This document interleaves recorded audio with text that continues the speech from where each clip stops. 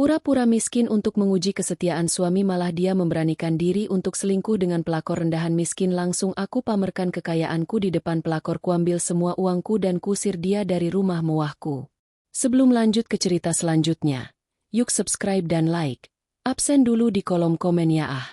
Langit Jakarta membentangkan selubung jingga temaramnya, seolah memberi restu pada gemerlap pesta yang baru saja dimulai di lantai tertinggi gedung The Elysian Tower. Dari balik dinding kaca yang menjulang dari lantai ke langit-langit, kerlip lampu kota di bawah sana tampak seperti hamparan permata yang tak terhitung jumlahnya, bersaing sia-sia dengan kilau berlian yang menghiasi leher, pergelangan tangan, dan jemari para tamu di dalam ruangan. Alunan musik jazz yang sensual mengalun lembut dari grand piano di sudut ruangan, menjadi musik latar bagi denting gelas kristal berisi sampanye mahal dan tawa renyah para elit ibu kota. Di tengah semua kemewahan itu, Anindita, sang nyonya rumah, berdiri dengan keanggunan yang tak terbantahkan. Gaun sutra berwarna zamrud memeluk tubuhnya dengan sempurna. Warnanya menonjolkan kulitnya yang putih porselen dan rambut hitamnya yang disanggul modern, memperlihatkan leher jenjang yang dihiasi kalung berlian peninggalan ibunya. Ia adalah pusat dari alam semesta malam ini, namun hatinya terasa hampa, terasing di tengah keramaian yang ia ciptakan sendiri. Senyumnya, yang telah terlatih selama bertahun-tahun untuk tampil sempurna, terasa seperti topeng yang kaku. Matanya mengedar, mencari satu-satunya orang yang seharusnya menjadi sauh bagi jiwanya di lautan kepalsuan ini, Baskara, suaminya. Dan di sanalah Baskara berada. Tampan, karismatik, dengan setelan jas dari desainer ternama yang seolah dijahit langsung di tubuhnya. Ia sedang tertawa lepas bersama sekelompok pengusaha tambang. Salah satu tangannya memegang gelas whisky, sementara tangan lainnya bergerak penuh semangat saat ia berbicara. Anindita tahu persis apa yang sedang mereka bicarakan. Bukan tentang seni, bukan tentang cinta, melainkan tentang angka, tentang aset, tentang portofolio investasi terbaru yang mereka miliki. Kau harus lihat penthouse baru kami di Singapura. Benar-benar investasi yang brilian. Anindita bisa membaca gerak bibir suaminya dari kejauhan. Kata, kami, yang digunakan Baskara terdengar seperti gema kosong di telinga Anindita. Sejak kapan ini menjadi milik kami? Semua ini adalah warisan keluarganya. Kerajaan bisnis yang dibangun oleh kakeknya dari nol, dan kini dikelola olehnya. Baskara datang ke dalam hidupnya 5 tahun lalu dengan tidak membawa apa-apa selain pesona dan janji-janji manis. Sebuah perasaan dingin yang familiar mulai merayap di hatinya. Perasaan ini sering datang belakangan ini, setiap kali ia melihat cara Baskara memandang semua kemewahan ini.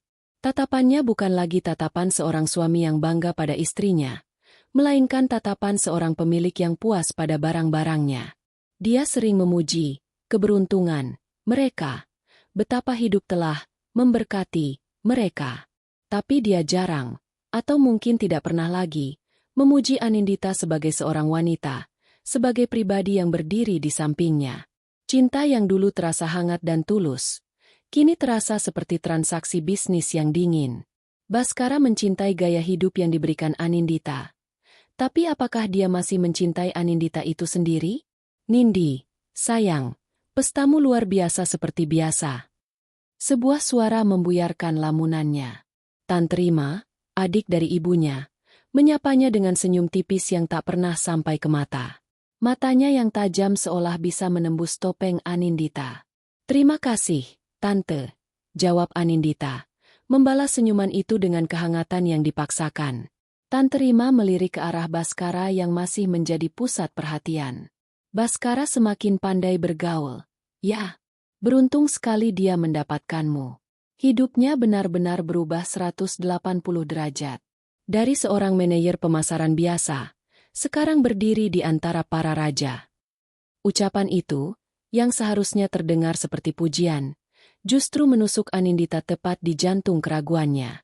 Itu adalah kebenaran pahit yang selalu coba ia sangkal. Tan Terima hanya menyuarakannya dengan lantang. Baskara memang beruntung. Tapi bagaimana dengan dirinya? Apakah ia juga beruntung? Pesta terus berlanjut. Anindita kembali memainkan perannya sebagai nyonya rumah yang sempurna, menyapa tamu, tertawa di saat yang tepat, dan memastikan gelas semua orang tidak pernah kosong. Namun di dalam dirinya, badai keraguan semakin mengamuk. Malam itu, setelah tamu terakhir pulang dan hanya menyisakan keheningan serta aroma parfum mahal yang tertinggal di udara, Anindita duduk di tepi ranjang raksasa mereka. Baskara masuk ke kamar sambil melonggarkan dasinya. Wajahnya berseri-seri karena puas. Malam yang sukses. Sayang, aku berhasil mendapatkan komitmen awal dari Pak Hartono untuk proyek resor kita di Lombok. Dia sangat terkesan dengan hospitality kita. Katanya, lebih terdengar seperti seorang CEO yang melapor pada dewan direksi daripada seorang suami yang berbagi cerita dengan istrinya. Syukurlah, jawab Anindita pelan. Baskara berhenti sejenak, menatap istrinya. Kau kenapa? Tampak lelah. Hanya sedikit lelah, dusta Anindita. Oh ya, besok bukankah kau ada pertemuan penting dengan investor dari Jepang? Baskara mengangguk cepat. Benar, pertemuan krusial. Seharian penuh di hotel mulia. Mungkin aku akan pulang sangat larut, jadi jangan menungguku. Ia mengecup kening Anindita singkat, sebuah kecupan yang terasa seperti formalitas.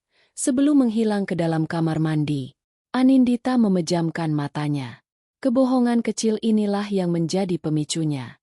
Beberapa hari yang lalu, ia tak sengaja melihat notifikasi di ponsel Baskara yang tertinggal di meja, sebuah undangan ke grup WhatsApp bernama Reuni Gila SMA 101. Di sana tertera jelas rencana mereka. Besok kita mabuk sampai pagi di Vanguard Bar, merayakan kebebasan si Doni yang baru cerai.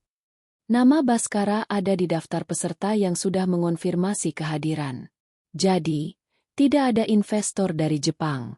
Tidak ada pertemuan krusial.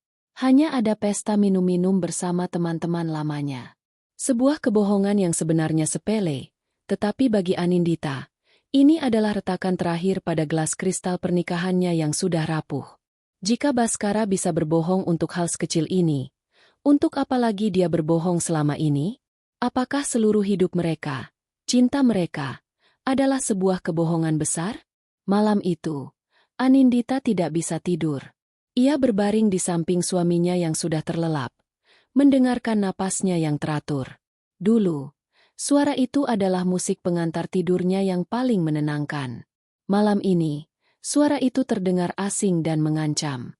Ia bangkit perlahan, berjalan tanpa suara menuju jendela besar di kamar mereka. Ia menatap hamparan lampu kota yang tak pernah tidur di bawah sana. Kekayaan yang terbentang di hadapannya terasa seperti sangkar emas. Sangkar yang ia gunakan untuk mengurung dirinya sendiri dalam ilusi kebahagiaan. Sebuah ide gila, nekat, dan berbahaya mulai terbentuk di benaknya. Ide yang lahir dari keputusasaan dan keinginan untuk menemukan kebenaran, sepahit apapun itu. Bagaimana jika semua ini hilang? Bagaimana jika istana ini runtuh? Bagaimana jika permata berganti menjadi kerikil? Apakah Baskara akan tetap di sisinya, memegang tangannya di tengah puing-puing? Ataukah dia akan menjadi orang pertama yang lari menyelamatkan diri, meninggalkan Anindita sendirian? Anindita menatap pantulan dirinya di kaca jendela. Wajah seorang wanita kaya, terhormat, dan dikagumi banyak orang. Tapi di balik pantulan itu, ia melihat jiwa yang rapuh dan ketakutan. Malam ini, ia memutuskan untuk berhenti menjadi wanita itu. Ia akan menjadi sutradara dari sebuah drama kolosal, dan suaminya akan menjadi pemeran utamanya. Sebuah drama tentang kemiskinan, kesetiaan, dan pengkhianatan. Akan kuambil semua ini darimu, Bas. Bisiknya pada keheningan malam, suaranya bergetar menahan amarah dan sakit hati. Dan kita akan lihat, siapa dirimu sebenarnya tanpa semua mainan ini. Sandiwara akan segera dimulai. Dan Anindita sudah siap dengan skenarionya. Keesokan paginya, matahari yang sama yang kemarin menyinari pesta glamor mereka kini terasa menusuk mata Anindita. Ia tidak tidur sedetik pun. Setiap tarikan napas Baskara yang terlelap di sampingnya terdengar seperti genderang perang yang menandai dimulainya pertempuran untuk kebenaran.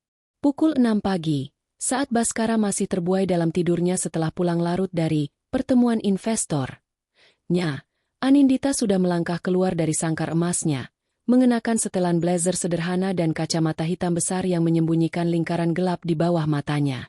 Tujuannya bukan butik mewah atau salon kecantikan, melainkan sebuah firma hukum tua di kawasan Menteng yang gedungnya seolah berbisik tentang rahasia-rahasia kaum elit Jakarta. Pak Tirtayasa, seorang pria berusia akhir 60-an dengan rambut perak yang disisir rapi dan tatapan mata setajam elang, telah menunggunya. Beliau adalah sahabat almarhum ayahnya, orang yang menyaksikan Anindita tumbuh dari seorang gadis kecil yang pemalu menjadi seorang wanita pewaris kerajaan bisnis. Di dalam ruang kerjanya yang beraroma buku-buku tua dan kopi hitam, Anindita akhirnya melepaskan topengnya. "Saya ingin kita membuat skenario kebangkrutan total, Pak Tirta," ucap Anindita tanpa basa-basi. Suaranya terdengar serak namun tegas. Pak Tirtayasa meletakkan cangkir kopinya perlahan. Matanya yang bijaksana menatap Anindita lekat-lekat. "Nindi, apa yang terjadi? Laporan keuangan perusahaanmu bulan lalu sangat solid. Kita bahkan baru saja mengakuisisi." "Ini bukan tentang perusahaan, Pak. Ini tentang suami saya," potong Anindita. Ia kemudian menceritakan semuanya. Keraguannya yang menumpuk, sikap Baskara yang berubah, kebohongan-kebohongan kecil yang menjadi puncak gunung es, dan rencananya yang gila untuk menguji kesetiaan pria yang telah ia berikan hatinya. Selama Anindita berbicara, Pak Tirtayasa hanya diam mendengarkan. Wajahnya yang biasanya tenang menunjukkan kilatan amarah saat mendengar bagaimana Baskara, pria yang dulu datang memohon restu padanya, kini telah mengkhianati kepercayaan cucu sahabatnya. Setelah Anindita selesai, keheningan menyelimuti ruangan selama beberapa saat. "Ini rencana yang sangat berisiko, Nindi. Bermain dengan api seperti ini bisa membakar dirimu sendiri," kata Pak Tirtayasa akhirnya, suaranya berat. "Saya lebih baik terbakar dalam kebenaran daripada hidup beku dalam kebohongan, Pak," balas Anindita. Matanya berkilat dengan determinasi yang dingin. "Saya tidak akan goyah. Saya hanya butuh bantuan Bapak untuk membuat semuanya terlihat nyata. Sangat nyata, sampai tidak ada celah sedikit pun untuk dicurigai." Melihat kesungguhan di mata Anindita, Pak Tirtayasa menghela napas panjang dan mengangguk. "Baiklah, jika ini yang kau inginkan, kita akan berikan dia pertunjukan terbaik seumur hidupnya." Maka, mesin-mesin hukum dan keuangan pun mulai bergerak di bawah komando Anindita dan Pak Tirtayasa. Rencana itu dirancang dengan presisi seorang jenderal perang. Langkah pertama adalah mengamankan aset. Semua saham, properti, dan investasi atas nama Anindita dipindahkan ke dalam sebuah trust fund rahasia yang dikelola oleh firma hukum Pak Tirtayasa di luar negeri. Mobil-mobil sport koleksinya diangkut tengah malam ke sebuah garasi pribadi di lokasi terpencil. Lukisan-lukisan mahal dan perhiasan dimasukkan ke dalam brankas bank yang hanya bisa diakses oleh Anindita. Di atas kertas, semua kekayaan itu disita oleh bank dan kreditur fiktif. Pak Tirtayasa dan timnya bekerja tanpa lelah menciptakan dokumen-dokumen palsu yang tampak otentik, surat sita dari pengadilan, pemberitahuan pembekuan rekening dari bank, surat panggilan dari kurator kebangkrutan. Setiap detail diperhitungkan. Setiap stempel dan tanda tangan dipalsukan dengan sempurna. Sementara itu, manajer keuangan Anindita, seorang wanita muda bernama Liana yang sangat loyal, ditugaskan untuk mencari panggung utama mereka, sebuah rumah kontrakan. Liana menemukan sebuah rumah petak sederhana di daerah Bintaro, sebuah dunia yang sangat berbeda dari penthouse mereka di pusat kota. Rumah itu kecil, dengan cat dinding yang mulai mengelupas dan hanya memiliki 2 kamar tidur. Sempurna untuk sebuah drama kemiskinan. Anindita bahkan memerintahkan untuk mengisinya dengan perabotan bekas yang dibeli dari pasar loak. 3 hari kemudian, semua persiapan telah selesai. Malam itu, Anindita menunggu Baskara pulang dengan jantung berdebar kencang. Ia telah berlatih di depan cermin selama berjam-jam, mencoba menemukan ekspresi paling meyakinkan dari seorang wanita yang dunianya baru saja hancur. Ia menanggalkan gaun elegannya, menggantinya dengan kaos rumah biasa.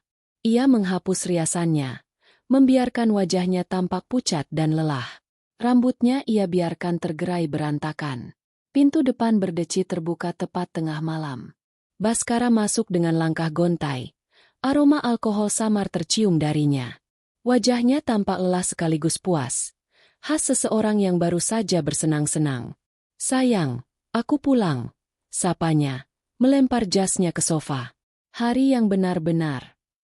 Kalimatnya terputus saat melihat Anindita duduk di sofa, meringkuk di bawah selimut tipis, dengan mata sembab dan beberapa lembar surat berserakan di meja kopi di depannya. "Nindi, ada apa?" tanya Baskara. Nadanya berubah dari santai menjadi waspada. Anindita mengangkat wajahnya. Setetes air mata yang telah ia siapkan dengan susah payah akhirnya jatuh membasahi pipinya. "Bas, semuanya hancur," bisiknya dengan suara bergetar. "Hancur? Apa maksudmu?" Baskara melangkah mendekat. Alisnya bertaut. Anindita menunjuk tumpukan surat di meja dengan tangan gemetar. "Ini surat dari bank. Dari pengacara. Investasi ayah di luar negeri ternyata gagal total. Perusahaan kita bangkrut, Bas. Mereka menyita semuanya." Baskara tertegun. Ia mengambil salah satu surat dengan stempel merah besar bertuliskan, "Sita Jaminan." Matanya membelalak saat membaca isinya. Ia meraih surat yang lain, lalu yang lain. Wajahnya yang tadinya santai kini berubah pucat pasi. "Tidak mungkin," desisnya. Ini pasti kesalahan. Aku akan menelepon Pak Tirtayasa." "Sudah," isak Anindita. Tidak ada yang bisa dia lakukan. Semuanya sudah final. Penthouse ini akan disegel besok pagi. Mobil-mobil, rekening bank kita, semuanya dibekukan. Baskara terduduk lemas di sofa di seberang Anindita. Rahangnya mengeras. Matanya menatap kosong ke dinding kaca yang memamerkan gemerlap Jakarta. Anindita bisa melihat dengan jelas pergulatan di dalam dirinya. Ada keterkejutan, tentu saja. Tapi di balik itu, Anindita melihat sesuatu yang lain. Bukan kekhawatiran untuk istrinya, melainkan kepanikan murni seorang pria yang baru saja kehilangan status dan semua mainan mahalnya. Kilat kekecewaan itu begitu nyata, begitu telanjang, hingga menusuk hati Anindita lebih tajam dari belati manapun. Setelah beberapa menit yang terasa seperti selamanya, Baskara akhirnya menatap Anindita. Ia bangkit, menghampiri istrinya, dan memeluknya. Pelukan itu terasa kaku dan dingin. "Tenang, sayang, tenang," bisiknya di telinga Anindita. "Aku di sini. Kita akan melewati ini bersama. Aku tidak akan pernah meninggalkanmu, apapun yang terjadi. Aku janji." Janji itu terdengar begitu agung, begitu heroik. Tetapi Anindita, yang kini berada dalam dekapannya, bisa merasakan jantung suaminya yang berdetak tidak beraturan karena panik, bukan karena simpati. Ia bisa mendengar kekosongan dalam kata-katanya. Sebuah kalimat hafalan yang diucapkan tanpa perasaan. Di dalam pelukan suaminya, Anindita memejamkan mata. Ia membiarkan air matanya mengalir deras. Air mata yang separuhnya adalah akting, dan separuh lainnya adalah duka yang tulus atas kematian pernikahannya. Kita harus pindah, Bas," kata Anindita di sela isak tangisnya. "Aku sudah menemukan tempat kontrakan kecil di Bintaro. Hanya itu yang bisa kita sewa dengan sisa uang tunai yang kumiliki." Baskara melepaskan pelukannya. Wajahnya mengernyit mendengar kata, kontrakan, dan Bintaro. "Kita akan tinggal di sana?" tanyanya, seolah kata-kata itu terasa pahit di lidahnya. Anindita hanya bisa mengangguk lemah, terus memainkan perannya sebagai korban yang tak berdaya. Malam itu, mereka berkemas dalam diam. Baskara hanya memasukkan pakaian-pakaian bermerek dan beberapa jam tangan mahalnya, seolah menolak untuk menerima kenyataan. Anindita, sebaliknya, dengan sengaja hanya membawa pakaian paling sederhana yang ia punya. Saat fajar menyingsing, mereka meninggalkan penthouse mewah itu untuk terakhir kalinya. Di lobi, Anindita melihat sekilas dua orang pria berbadan tegap, orang suruhan Pak Tirtayasa, menempelkan stiker, disegel, di pintu apartemen mereka. Pertunjukan telah berjalan dengan sempurna. Babak pertama dari sandiwara besar Anindita telah selesai. Kini, babak kedua, babak yang sesungguhnya, akan segera dimulai di sebuah panggung sederhana bernama kemiskinan. Perjalanan dari pusat Jakarta ke rumah kontrakan di Bintaro terasa seperti perjalanan ke planet lain. Taksi online yang mereka tumpangi, sebuah mobil LCGC yang sempit, bergerak merayap menembus kemacetan, meninggalkan gedung-gedung pencakar langit yang angkuh di belakang. Baskara duduk membisu di samping Anindita. Tatapannya kosong menembus jendela, rahangnya mengeras. Setiap kali taksi itu bergetar melewati jalanan yang tidak rata, Anindita bisa merasakan gelombang kejengkelan yang terpancar dari tubuh suaminya. Ia sendiri memainkan perannya dengan sempurna, bersandar di bahu Baskara dengan ekspresi rapuh, seolah mencari kekuatan dari pria yang jiwanya sedang tercerai-berai. Saat mereka akhirnya tiba di sebuah gang sempit dan berhenti di depan rumah petak dengan cat krem yang sudah pudar, kebisuan Baskara pecah. "Ini tempatnya?" tanyanya. Nada suaranya adalah campuran antara tidak percaya dan jijik. "Iya, Bas. Hanya ini yang bisa kita dapatkan untuk sekarang," jawab Anindita lirih, menatap suaminya dengan mata yang memohon pengertian. Rumah itu persis seperti yang digambarkan Liana. Kecil, pengap, dan menyedihkan. Udara di dalamnya terasa lembab, beraroma cat tua dan kapur barus. Hanya ada satu sofa usang di ruang tamu, sebuah meja makan kecil dengan 2 kursi, dan satu tempat tidur berderit di kamar utama. Kamar kedua begitu kecil hingga lebih mirip gudang. Kamar mandinya menggunakan toilet jongkok dan bak air dari plastik. Bagi Anindita, ini adalah panggung sandiwara. Bagi Baskara, ini adalah neraka. Ia melempar koper mereka ke lantai dengan suara keras. Debu-debu halus beterbangan di udara. "Bagaimana kita bisa hidup di tempat seperti ini, Nindi? Lihat ini. Bahkan kamar mandi asisten rumah tangga kita di penthouse lebih bagus dari ini," serunya. Suaranya menggema di ruangan sempit itu. "Aku tahu ini berat, Bas. Tapi kita harus kuat. Kita akan memulainya lagi dari nol, bersama-sama," kata Anindita, mencoba meraih tangannya. Baskara menarik tangannya dengan kasar. "Mulai dari nol? Aku tidak pernah berada di titik nol, Nindi. Hidupku baik-baik saja sebelum semua ini," hardiknya. Matanya memancarkan kemarahan yang tidak lagi ia coba sembunyikan. Untuk pertama kalinya, ia tidak menyalahkan nasib. Ia menyalahkan Anindita. Hari-hari pertama di rumah itu adalah siksaan tanpa henti bagi Baskara, dan sebuah pertunjukan yang menguras emosi bagi Anindita. Topeng suami yang setia dan suportif itu mulai retak, memperlihatkan wajah aslinya yang penuh kebusukan. Pagi pertama, Baskara terbangun dengan keringat membasahi dahinya. Kipas angin tua di langit-langit berputar lambat, hanya mengaduk-aduk udara panas. "Tidak ada AC," keluhnya, seolah itu adalah kejahatan paling besar di dunia. Anindita hanya menggeleng pelan. Ego Baskara mendapat pukulan telak saat ia harus mencari pekerjaan. Tanpa mobil mewah dan kartu kredit tak terbatas, ia bukan lagi Baskara sang sosialita karismatik. Ia harus berdesak-desakan di gerbong KRL yang penuh sesak. Jas mahalnya kusut dan berbau keringat orang lain. Ia pulang sore hari dengan wajah masam, mengeluh tentang betapa rendahnya wawancara kerja yang ia hadiri. Makanan menjadi sumber pertengkaran berikutnya.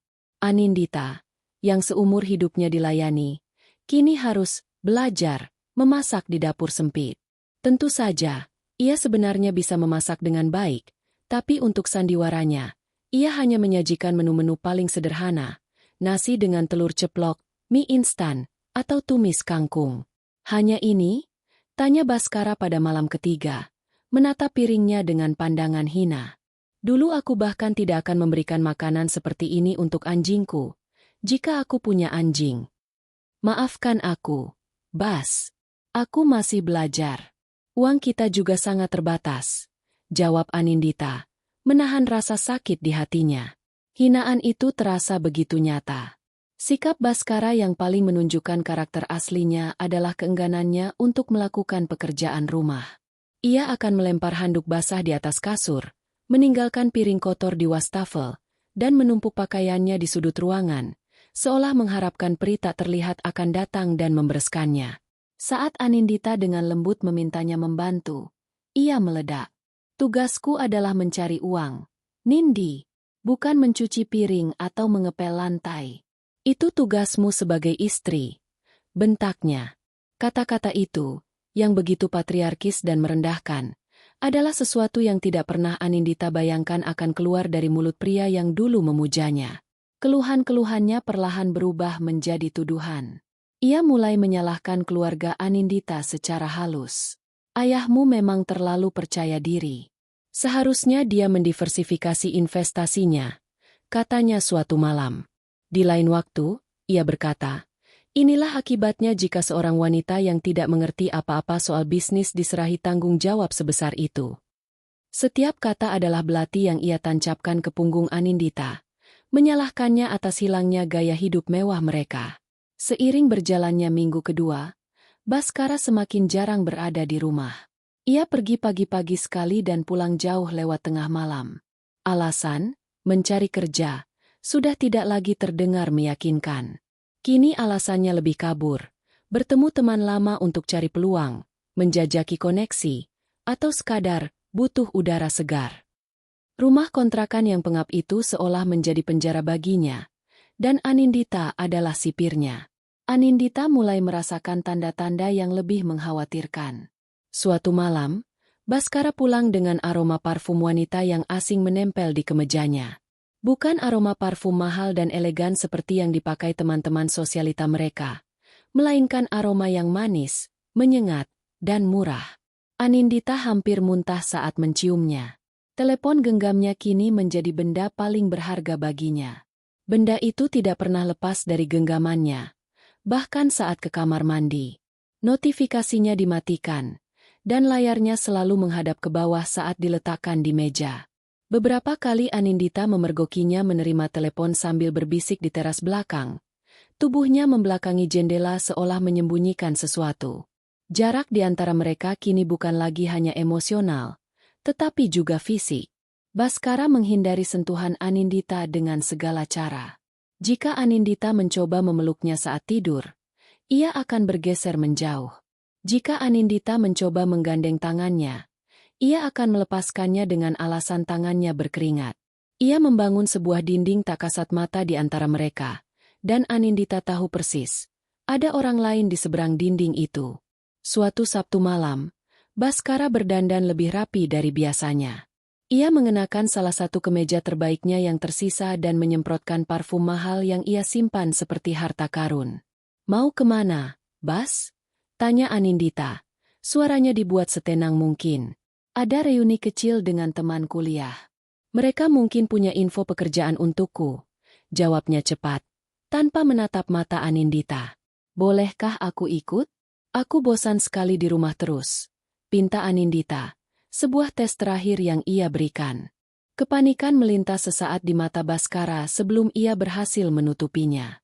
"Jangan, sayang. Acaranya hanya untuk laki-laki. Kau pasti akan bosan. Kau istirahat saja di rumah, ya?" katanya, menepuk pundak Anindita sekilas sebelum bergegas pergi, meninggalkan Anindita sendirian di ruang tamu yang remang-remang. Malam itu, Anindita tidak menangis. Rasa sakitnya telah berubah menjadi sesuatu yang lain, sebuah kepastian yang dingin dan mengerikan. Ia duduk di sofa usang itu, memeluk lututnya, mendengarkan suara cicak di dinding dan deru motor yang sesekali lewat di gang. Ia tahu suaminya tidak sedang reuni. Suaminya sedang bersama wanita lain. Wanita yang menjadi tempat pelariannya dari neraka kemiskinan ini. Ujian ini berhasil. Berhasil menunjukkan wajah asli pria yang tidur seranjang dengannya selama 5 tahun.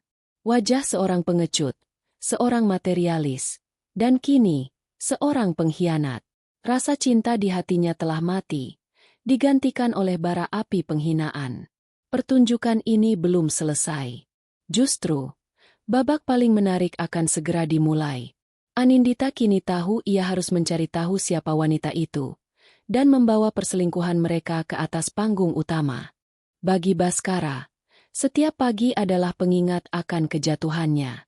Suara kokok ayam dari pekarangan tetangga menggantikan alarm otomatis di penthouse-nya.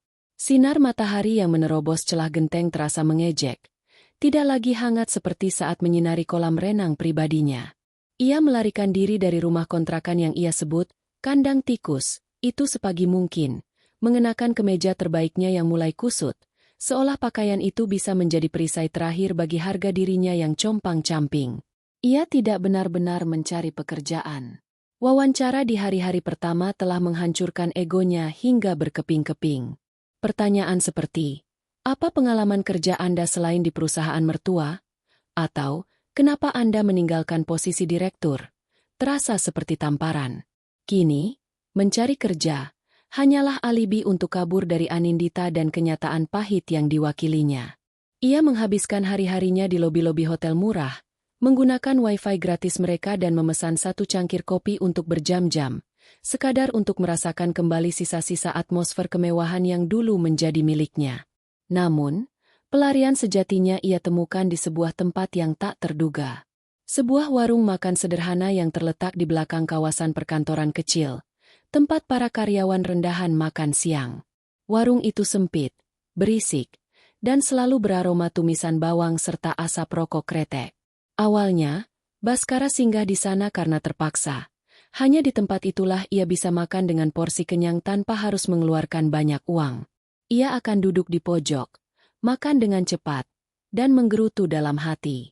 Di sanalah ia pertama kali memperhatikan Maya. Maya adalah salah satu pelayan di warung itu. Penampilannya jauh dari kata elegan. Kaos ketat yang ia kenakan seolah berusaha terlalu keras untuk menonjolkan lekuk tubuhnya, dan riasannya sedikit terlalu tebal untuk panasnya dapur warung. Lipstik merahnya yang menyala tampak kontras dengan celemeknya yang bernoda kuah soto. Namun, ia memiliki sepasang mata yang tajam dan jeli. Mata yang bisa memindai setiap pelanggan, mengukur keresahan mereka, dan menemukan celah untuk dimasuki. Ia sudah memperhatikan Baskara sejak hari pertama. Pria itu terlalu rapi untuk makan di tempat seperti ini. Sepatunya, meskipun sedikit berdebu, adalah sepatu kulit mahal. Jam tangannya, meski bukan yang paling mewah dari koleksinya, tetaplah jam tangan bermerek. Dan yang terpenting, ia memancarkan aura keputusasaan yang begitu pekat, aura seorang raja yang kehilangan tahtanya. Bagi Maya, pria seperti ini adalah mangsa yang empuk. Strateginya dimulai dengan sangat halus. Suatu siang yang terik, saat Baskara sedang mengaduk-aduk nasi di piringnya dengan malas, Maya datang ke mejanya. "Es teh manisnya, Mas," katanya, meletakkan gelas dengan gerakan yang disengaja lembut. "Gratis dari saya." Kelihatannya Mas lagi kepanasan. Ia memberikan senyum kecil yang manis, senyum yang telah ia latih untuk meluluhkan pria-pria kesepian. Baskara mengangkat kepalanya, sedikit terkejut.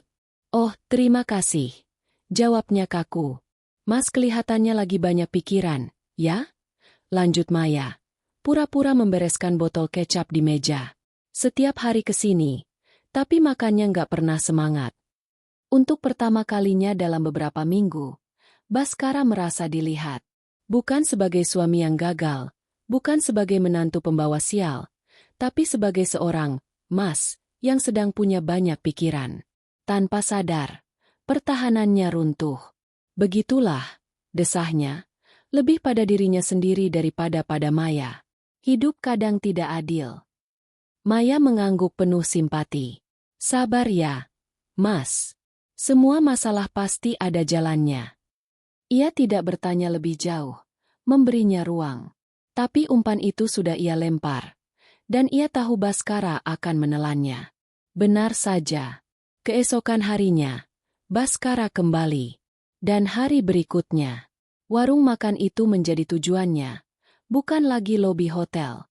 Ia mulai mencari-cari sosok Maya di antara keramaian. Simpati kecil dari wanita itu terasa seperti oase di tengah gurun penderitaannya. Percakapan mereka pun berlanjut. Dari sapaan singkat, menjadi obrolan ringan. Maya adalah pendengar yang ulung. Ia akan bertanya tentang hari Baskara, dan mendengarkan semua keluh kesahnya dengan tatapan penuh perhatian. Di hadapan Maya, Baskara membangun sebuah narasi baru tentang hidupnya. Ia adalah korban. Seorang suami pekerja keras yang karirnya cemerlang, namun terpaksa jatuh karena musibah yang menimpa keluarga istrinya. Ia melukiskan gambaran Anindita sebagai seorang putri manja yang tidak bisa berbuat apa-apa. Istri saya, dia tidak terbiasa hidup seperti ini, keluhnya suatu hari. Di rumah, dia hanya bisa menangis dan mengeluh. Dia tidak mengerti tekanan yang saya hadapi untuk membangun semuanya kembali. Maya, dengan cerdik, menimpali dengan kalimat-kalimat yang memvalidasi perasaan Baskara. Wajar, Mas. Mungkin dia kaget. Tapi Mas Baskara hebat. Loh, masih mau berjuang sekeras ini. Jarang ada laki-laki setegar Mas di zaman sekarang. Kalau saya jadi istri Mas, saya pasti akan semangati terus, bukan malah menambah beban. Setiap kalimat pujian dari Maya adalah balsem bagi ego Baskara yang terluka. Ia merasa menjadi pahlawan lagi, seorang pejuang tangguh yang sedang menghadapi cobaan. Kontras dengan di rumah, di mana tatapan Anindita seolah selalu menjadi cermin bagi kegagalannya. Puncaknya terjadi pada Sabtu malam itu, saat Baskara berbohong pada Anindita tentang acara reuni. Tujuannya sebenarnya adalah warung makan itu. Ia tahu Maya selesai bekerja pukul 9. Ia menunggunya di seberang jalan, di bawah cahaya lampu jalan yang remang-remang. Saat Maya keluar, ia tidak lagi mengenakan celemeknya yang kotor. Ia memakai sebuah gaun sederhana yang sedikit terlalu pendek, dan aroma parfumnya yang manis dan menyengat tercium bahkan dari jarak beberapa meter. Mas Baskara? Ngapain di sini malam-malam? Tanyanya, pura-pura terkejut. Meskipun ia tahu persis pria itu menunggunya. Aku hanya ingin mencari udara segar. Dalih Baskara. Dan aku ingin mentraktirmu makan. Sebagai ucapan terima kasih sudah mau mendengarkan keluhanku selama ini. Maya tersenyum penuh kemenangan. Nggak usah repot-repot, Mas.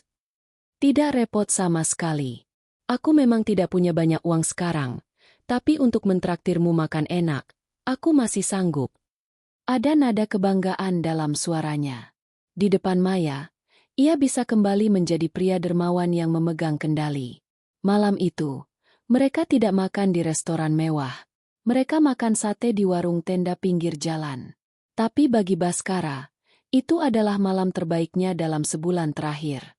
Ia tertawa lebih lepas, bercerita lebih banyak. Maya terus memujinya, menatapnya dengan pandangan kagum yang palsu. Saat mengantarnya pulang ke kos-kosannya yang sempit, di sebuah gang yang lebih kecil dari gang rumah kontrakannya, Baskara memberanikan diri. Maya, katanya, suaranya sedikit serak. Kau berbeda. Berbeda bagaimana, Mas? Kau mengerti aku. Kau membuatku merasa seperti diriku yang dulu lagi. Ia meraih tangan Maya. Tangan wanita itu sedikit kasar. Tidak sehalus tangan Anindita, tapi Baskara tidak peduli. Maya tidak menarik tangannya. Ia justru membalas genggaman itu. Kalau saya sih, Mas, bisiknya, mengulangi mantranya yang paling ampuh. Yang penting laki-laki itu mau berjuang dan tidak menyerah. Mau makan sate di pinggir jalan atau makan di restoran bintang 5, asal sama orang yang tepat, rasanya pasti istimewa. Kata-kata itu adalah izin yang dibutuhkan Baskara. Ia menarik Maya lebih dekat dan menciumnya. Di bawah temaram lampu gang yang menjadi saksi bisu dimulainya sebuah pengkhianatan. Ciuman itu terasa canggung dan terburu-buru, didasari oleh keputusasaan Baskara dan kalkulasi dingin Maya. Itu bukan ciuman cinta, melainkan sebuah transaksi. Baskara menukar sisa-sisa kesetiaannya dengan sedikit validasi. Sementara Maya menukar simpatinya dengan sebuah tiket lotre, berharap pria di hadapannya ini akan kembali ke puncak kejayaannya suatu hari nanti. Sejak malam itu, hubungan rahasia mereka pun dimulai. Baskara menemukan pelarian yang sempurna. Di sana, ia bukanlah suami yang gagal, melainkan pahlawan yang disalahpahami. Dan Maya, sang penggoda murahan, dengan sabar terus memainkan perannya, menenun jaring manipulasinya semakin erat.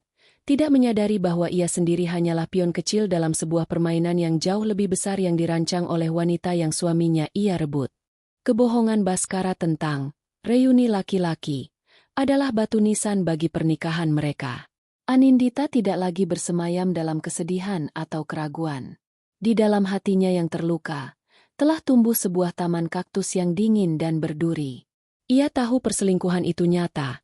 Ia bisa merasakannya di udara pengap rumah kontrakan mereka, menciumnya di kemeja suaminya, dan melihatnya di cara Baskara menghindari tatapan matanya. Namun, perasaan saja tidak cukup. Untuk pertunjukan besar yang sedang ia rancang, ia membutuhkan bukti. Bukti yang solid, tak terbantahkan, dan mampu menghancurkan Baskara hingga ke fondasi kebohongannya. Ia tidak lagi menghubungi Pak Tirtayasa sebagai klien yang putus asa, melainkan sebagai seorang komandan yang merencanakan serangan. Pertemuan mereka kali ini diadakan di sebuah galeri seni yang sepi, di antara patung-patung bisu yang seolah mengerti beratnya rahasia. "Saya butuh bukti, Pak Tirta," kata Anindita. Suaranya tenang tanpa getar. "Saya ingin tahu siapa wanita itu, di mana mereka bertemu, apa saja yang mereka lakukan. Saya ingin semuanya, setiap detail yang paling kotor sekalipun." Pak Tirtayasa menatapnya dengan cemas. "Nindi, apa kau yakin siap melihatnya? Terkadang, ketidaktahuan adalah sebuah anugerah." Anindita tersenyum tipis, sebuah senyuman yang tidak mencapai matanya. "Bagi saya sekarang, Pak, kebenaran adalah senjata. Dan saya berniat untuk mempersenjatai diri saya sampai tuntas." Mengerti bahwa tidak ada yang bisa mengubah keputusan Anindita, Pak Tirtayasa akhirnya mengangguk. Ia memberikan sebuah kartu nama. Namanya Bramantio. Mantan anggota intelijen. Sekarang menjalankan agensi investigasi swasta. Dia yang terbaik. Hati-hati, teliti, dan tidak pernah gagal. Katakan saja Bapak yang merekomendasikannya. Anindita bertemu Bramantio, atau Bram, keesokan harinya.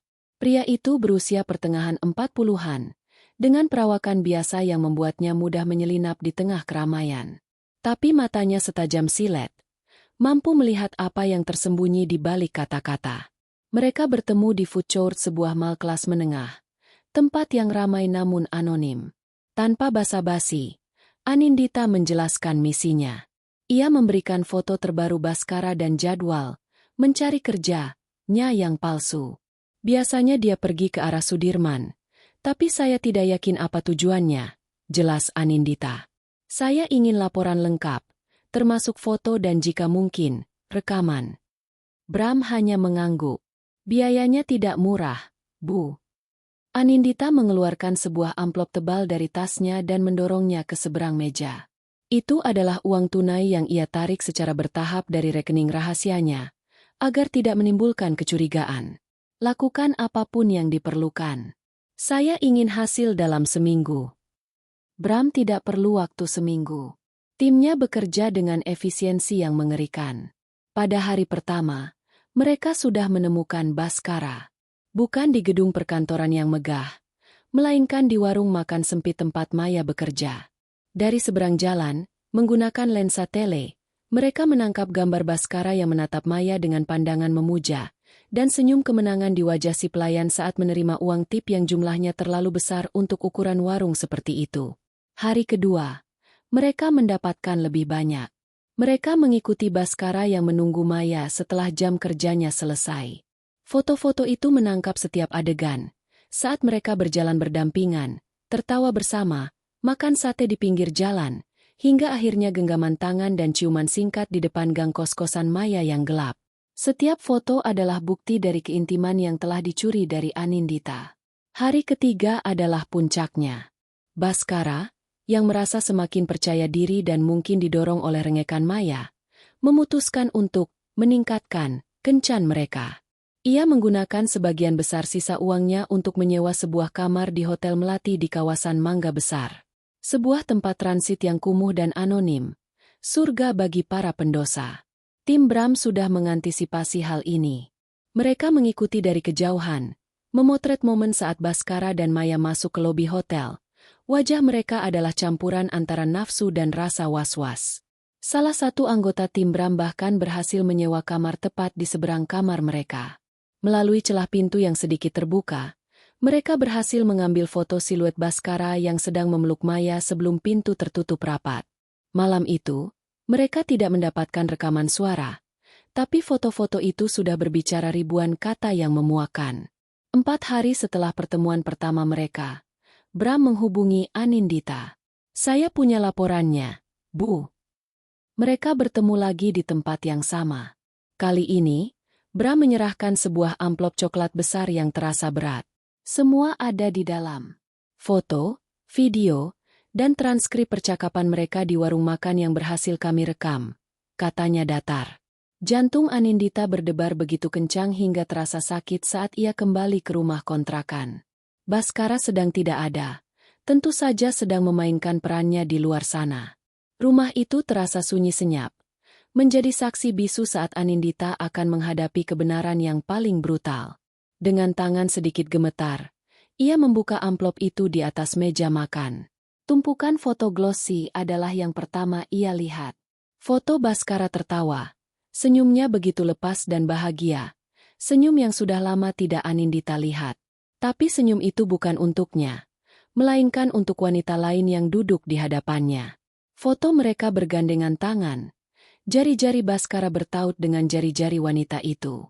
Lalu foto ciuman di gang gelap. Sebuah pemandangan yang begitu vulgar dan menyakitkan. Dan yang terakhir, foto yang paling menghancurkan. Foto mereka berdua di depan resepsionis Hotel Melati. Wajah Baskara tampak tegang. Sementara wanita di sampingnya menatap sekeliling dengan mata liar penuh kemenangan. Napas Anindita tercekat. Bukan hanya fakta perselingkuhannya, tapi levelnya. Baskara, suaminya yang selalu terobsesi dengan citra dan kemewahan, telah merendahkan dirinya sedemikian rupa untuk seorang wanita rendahan di sebuah tempat yang begitu hina. Penghinaan ini terasa lebih perih daripada kecemburuan. Dengan sisa tenaga yang ia miliki, ia mengambil laptop tersembunyinya dan memasukkan flash drive dari amplop itu. Ia memasang earphone, mengisolasi dirinya dari dunia luar. Ia mengklik file audio pertama. Suara berisik warung makan menjadi latar. Lalu ia mendengarnya. Suara suaminya, begitu jelas dan dekat. Kamu nggak tahu betapa sengsaranya aku di rumah. Rasanya seperti di neraka, kata Baskara. Sabar, Mas. Terdengar suara wanita yang genit. Suara Maya. Istrimu mungkin lagi stres aja. Stres? Dia itu nggak bisa apa-apa. Maya, dari lahir hidupnya enak. Sekarang giliran susah, cuma bisa nangis dan jadi beban. Benar-benar beban. Kadang aku berpikir, semua ini terjadi karena dia itu pembawa sial. Beban.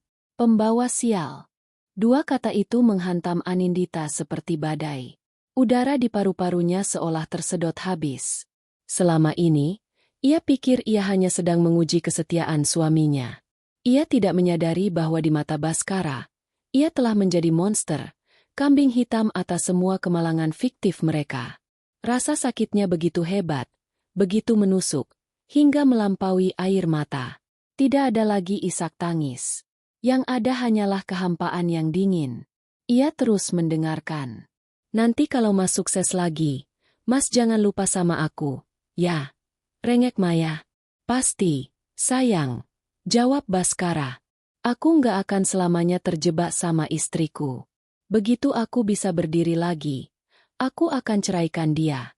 Kamu itu satu-satunya orang yang ngerti aku apa adanya. Kamu penyelamatku. Anindita mencabut earphone dari telinganya. Hening. Keheningan di dalam rumah itu kini terasa memekakan. Ia menatap kosong ke dinding yang catnya mengelupas. Selesai sudah. Tidak ada lagi yang tersisa dari pria bernama Baskara di hatinya. Yang ada hanya puing-puing, debu, dan rasa jijik yang meluap. Kesedihan yang tadinya membekukan hatinya kini meleleh, berubah menjadi lahar amarah yang mendidih. Amarah yang jernih, terfokus, dan mematikan. Ia tidak akan hancur. Ia akan membangun istana di atas reruntuhan ini. Baskara ingin melihatnya sebagai beban? Baik. Ia akan menunjukkan betapa berat beban itu saat ia menimpakannya kembali ke kepala pria itu. Baskara menyebutnya pembawa sial? Sempurna. Ia akan menjadi nasib sial terburuk yang pernah menimpa Baskara dan kekasih murahannya. Anindita berdiri. Gerakannya tidak lagi ragu. Ia merapikan kembali tumpukan foto dan memasukkannya ke dalam amplop. Ia berjalan ke kamar mandi, menatap pantulan dirinya di cermin kecil yang retak.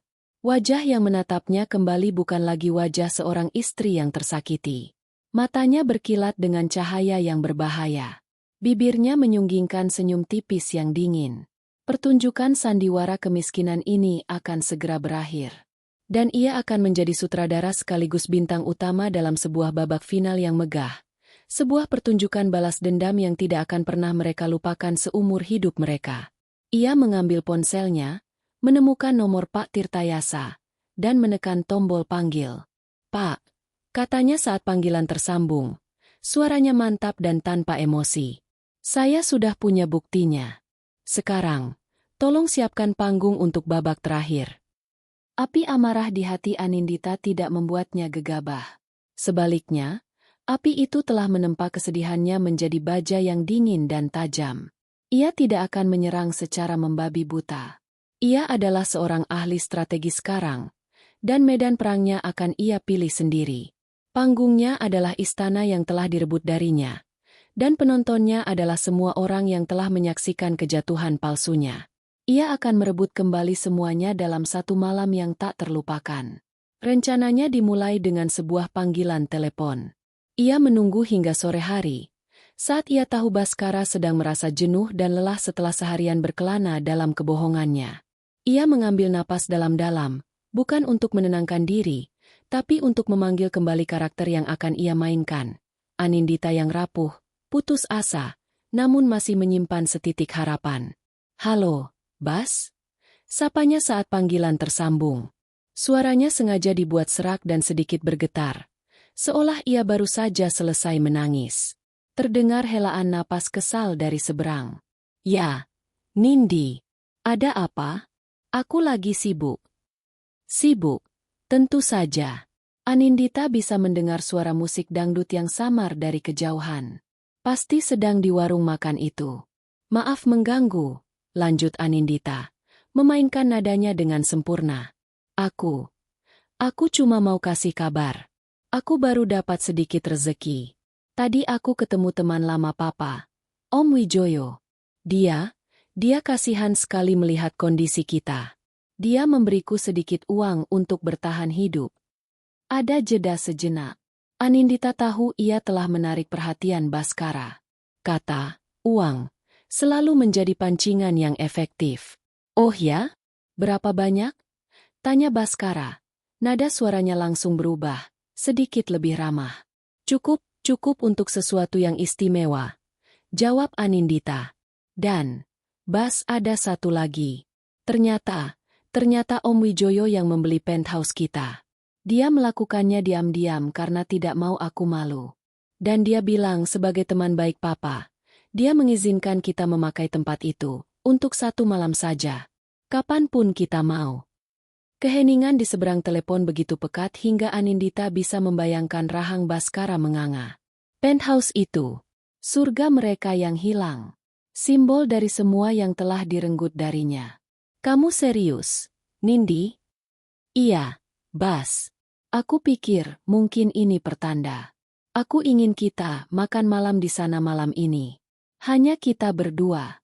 Aku akan memasak makanan kesukaanmu. Kita bisa mengenang masa-masa indah, mencoba memperbaiki semuanya lagi. Aku kangen rumah, Bas. Aku kangen kita yang dulu." Air mata yang ia teteskan kali ini adalah air mata buaya, asin dengan rasa kemenangan yang akan datang. Baskara tidak langsung menjawab. Otaknya yang licik pasti sedang berputar. Di satu sisi, ia muak dengan drama Anindita. Tapi di sisi lain, godaan untuk kembali ke istananya, bahkan hanya untuk beberapa jam, terlalu besar untuk ditolak. Itu adalah kesempatan untuk merasakan kembali kekuatan dan statusnya. "Baiklah," katanya akhirnya, dengan nada merendahkan seolah ia sedang memberikan sebuah kemurahan hati yang besar. "Hanya untuk malam ini saja. Ya, jangan berharap macam-macam. Aku akan datang jam 7. Panggilan ditutup. Umpan pertama telah ditelan. Sekarang, saatnya memasang umpan kedua, untuk si ikan pemangsa yang lebih kecil. Anindita tahu Baskara akan menceritakan ini pada Maya, kemungkinan besar dengan nada mengeluh, untuk menunjukkan betapa ia terpaksa harus meladeni istrinya yang merepotkan. Dan dari keluhan itulah, sebuah ide akan lahir. Benar saja, Di sebuah sudut warung makan yang ramai, Baskara menceritakan rencana Anindita pada Maya dengan wajah masam. Dasar gila. Dia mau main drama makan malam romantis di rumah lama. Merepotkan sekali, gerutunya sambil menyeruput es teh. Mata Maya berbinar sesaat sebelum ia menyembunyikannya di balik ekspresi iba. Ambisinya yang besar terbungkus rapi dalam citra wanita sederhana. Kasihan juga istrimu, Mas. Mungkin dia cuma kangen sama kehidupannya yang dulu, katanya dengan suara lembut. Lalu, ia melancarkan serangannya. Aku jadi penasaran. Pasti indah sekali ya, Mas, rumahnya? Mas kan sering cerita. Baskara menatapnya. Wajah Maya yang penuh rasa ingin tahu yang polos, itu memicu sebuah ide gila di kepalanya. Sebuah ide yang lahir dari arogansi. Kenapa tidak? Kenapa tidak menunjukkan pada Maya betapa hebatnya dia dulu?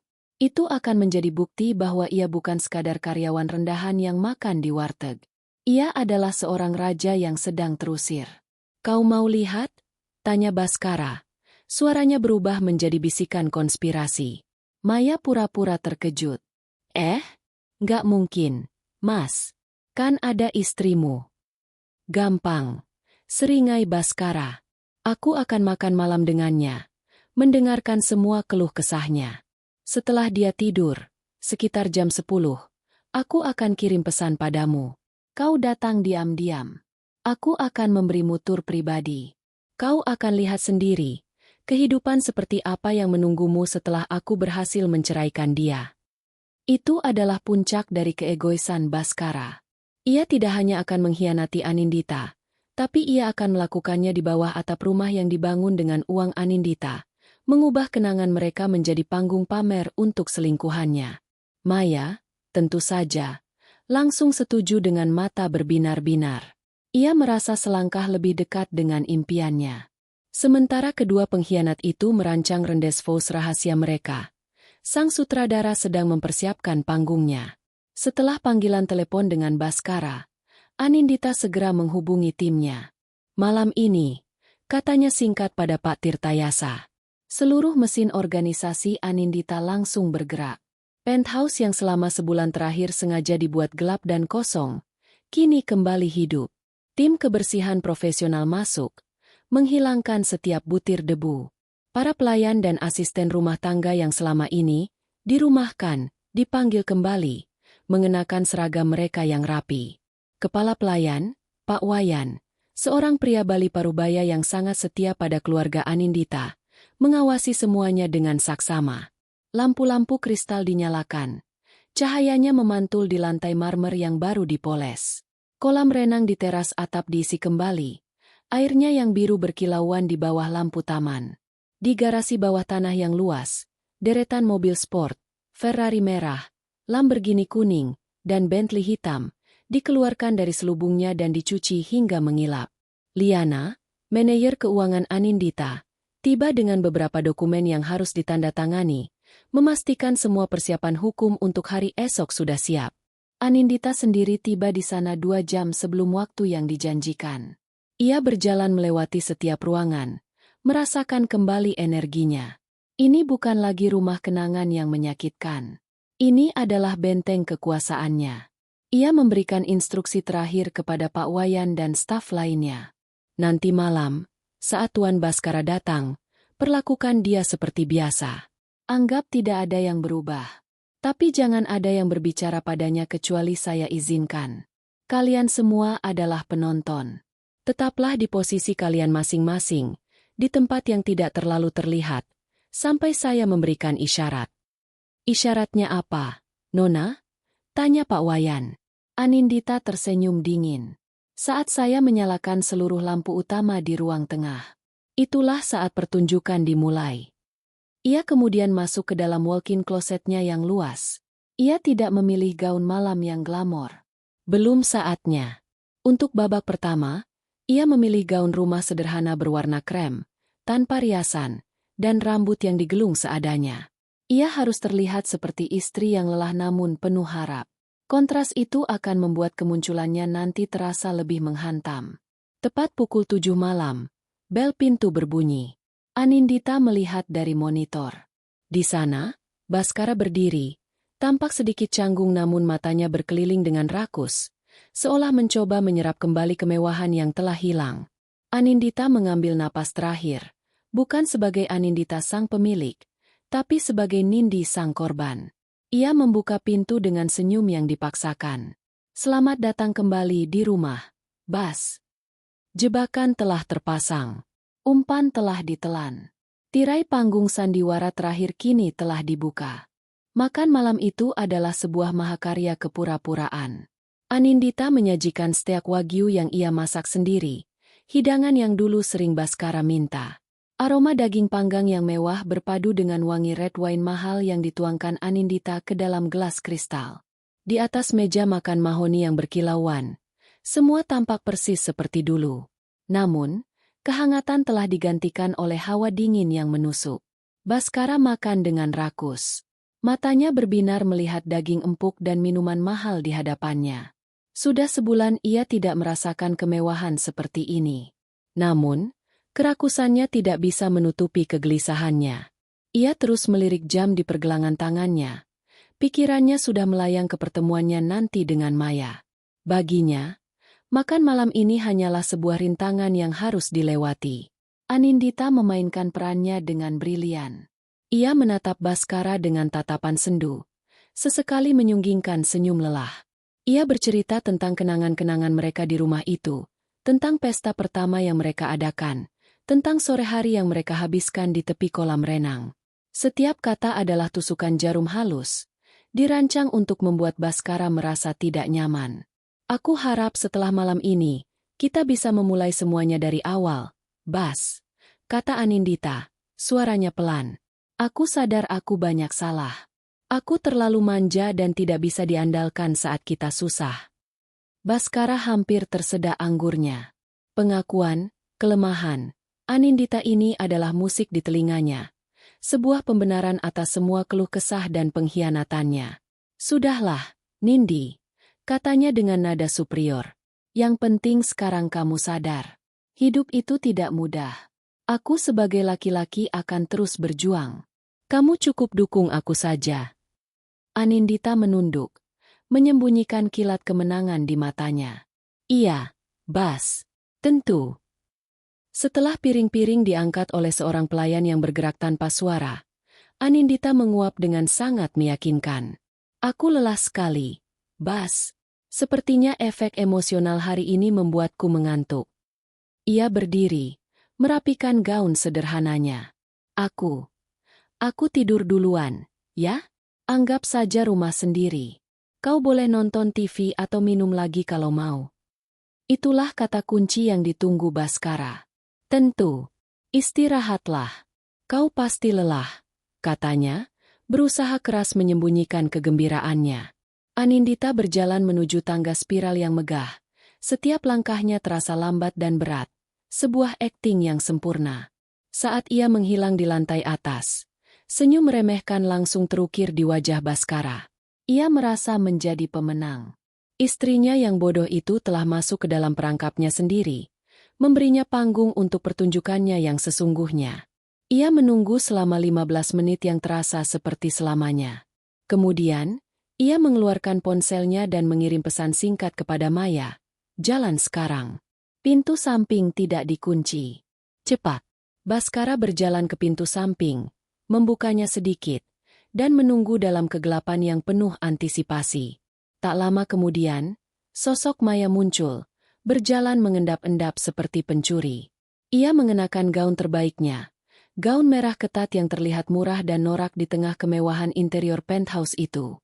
Mas, bisiknya, matanya membelalak tak percaya saat melihat sekelilingnya. Ini benar rumahmu dulu. SSSST, desis Baskara, meletakkan jari di bibirnya sambil menarik Maya masuk. Istriku sudah tidur. Ayo, aku tunjukkan surga yang pernah menjadi milikku. Mata Maya berkeliling dengan liar. Dari lampu gantung kristal raksasa hingga lukisan-lukisan abstrak mahal di dinding. Ia menyentuh sandaran sofa kulit Italia seolah itu adalah benda pusaka. Ya Tuhan, Mas, Ini lebih mewah dari yang aku bayangkan. Ini seperti istana. Arogan Baskara membuncah. Kekaguman di mata Maya adalah bahan bakar bagi egonya. Ini belum seberapa. Sombongnya. Ia mulai memandu Maya berkeliling. Suaranya berbisik namun penuh kebanggaan. Lihat piano ini? Edisi terbatas. Dan di sana, ia menunjuk ke bar pribadi. Koleksi wineku dari seluruh dunia. Ia membawa Maya ke teras atap, menunjukkan kolam renang dengan pemandangan kelap-kelip lampu kota. Maya terkesiap. Aku tidak pernah melihat yang seperti ini seumur hidupku. Dulu, setiap pagi aku berenang di sini, kata Baskara, seolah itu adalah sebuah pencapaian heroik. Sayang sekali semua ini harus hilang karena keluarga istriku tidak becus mengurus bisnis. Mereka kembali ke ruang tengah. Maya kini memeluk lengan Baskara dengan erat, menatapnya seolah ia adalah seorang dewa. Keyakinannya bahwa ia telah mendapatkan lotre semakin kuat. Pria ini, meskipun sekarang sedang jatuh, memiliki potensi untuk kembali ke semua ini. Baskara merasakan tatapan memuja itu dan semakin besar kepala. Ia berdiri di tengah ruangan, merentangkan tangannya seolah ingin memeluk seluruh kemewahan itu. Inilah puncak pertunjukannya. Ini semua dulu milikku, Maya, katanya dengan suara yang lebih keras, penuh drama. Setiap senti dari lantai marmer ini, setiap perabot mahal ini, aku yang membangun semua ini. Tapi semuanya hancur berantakan gara-gara istri pembawa sial itu. Tek! Satu suara saklar ditekan, dan seluruh ruangan yang tadinya temaram kini bermandikan cahaya putih yang menyilaukan. Lampu gantung kristal bersinar dengan kekuatan penuh, memantulkan ribuan cahaya kecil yang menusuk mata. Baskara dan Maya terperanjat, menyipitkan mata karena kaget. Keheningan yang tadinya intim kini terasa berat dan mengancam. Dan dari puncak tangga spiral, sesosok bayangan turun perlahan. Itu bukan Anindita dalam balutan gaun rumah yang kusam. Sosok itu adalah seorang ratu. Anindita mengenakan gaun malam berwarna merah darah yang memeluk tubuhnya dengan sempurna. Rambutnya yang biasa digelung seadanya kini tertata dalam sanggul elegan yang memperlihatkan leher jenjangnya, dihiasi kalung berlian yang berkilauan membutakan. Wajahnya dirias dengan sempurna. Bibirnya semerah gaunnya, dan matanya menatap tajam, dingin seperti es. Baskara membeku. Mulutnya sedikit terbuka. Kata-kata sombongnya mati di tenggorokan. Maya, di sampingnya, tampak seperti seekor tikus got yang tersesat di pesta bangsawan. Gaun merahnya yang norak kini terlihat sangat menyedihkan di samping gaun Anindita. Milikmu. Suara Anindita menggema di ruangan yang sunyi itu. Tenang, jernih, dan mematikan. Seingatku, sertifikat rumah ini, BPKB semua mobil di garasi, dan rekening bank yang membayar semua kemewahan yang kau pamerkan ini, semuanya atas namaku, Anindita Putri Wijoyo. Saat Anindita mencapai anak tangga terakhir, pintu-pintu di sekeliling ruangan terbuka. Dari satu pintu, muncul Pak Wayan dan beberapa pelayan, berdiri tegak seperti barisan prajurit. Dari pintu lain, muncul Liana, manajer keuangannya, memegang sebuah map. Dan dari pintu utama, masuklah Pak Tirtayasa, pengacara keluarganya, dengan wajah setegas hakim. Mereka semua berdiri dalam diam, menjadi saksi bisu penghakiman itu. Wajah Baskara berubah dari pucat menjadi seputih kertas. Keringat dingin mulai membasahi pelipisnya. Ia menatap dari Anindita ke para staf, lalu kembali ke Anindita. Nindi, apa-apaan ini? Gagapnya. Anindita berjalan anggun ke sebuah meja kaca. Tempat sebuah map tebal berwarna coklat telah diletakkan di sana. Map yang sama dengan yang diserahkan oleh detektif Bram. Ini. Anindita mengetuk map itu dengan ujung jarinya yang lentik. Ini adalah naskah untuk babak terakhir sandiwara kita, sayang. Dengan satu gerakan cepat, ia membalik map itu, menumpahkan isinya ke atas meja. Puluhan foto glossy berhamburan. Foto Baskara dan Maya di warung makan. Foto mereka bergandengan tangan. Foto ciuman mereka di gang gelap.